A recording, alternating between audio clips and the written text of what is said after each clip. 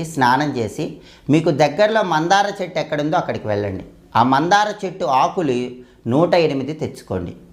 108 తెచ్చుకోవడం సాధ్యం కాదండి అని భావించేవాళ్ళు కనీసం 21 మందార ఆకులైనా తెచ్చుకోండి. దాంతోపాటు మీరు మందార చెట్టు కాడ కూడా ఒకటి తెచ్చుకోండి. అలా తెచ్చుకొని ఆ మందార చెట్టు ఆకులన్నీ చక్కగా నీళ్ళతో శుభ్రం చేయండి. కాడ కూడా నీళ్ళతో కడుక్కోండి. వాటిని ఆరబెట్టండి. ఒక పొడి వస్త్రం తీసుకొని వాటిని శుభ్రంగా తొడవండి. అలాగే అష్టగంధం పౌడర్ అని ఉంటుంది, బయట పూజా సామాగ్రి షాపుల్లో లభిస్తుంది. ఈ అష్టగంధం తీసుకొని అష్టగంధంలో కొద్దిగా నువ్వుల నూనె కలిపి అష్టగంధాన్ని పేస్ట్ లాగా చేయండి. మీరు చక్కగా సిద్ధం చేసుకున్న మందార కాడ ఉంటుంది కదా, ఆ కాడని ఈ అష్టగంధం పేస్టులో ముంచి ఆ కాడతో ప్రతి మందార ఆకు మీద ఓం అని రాయండి.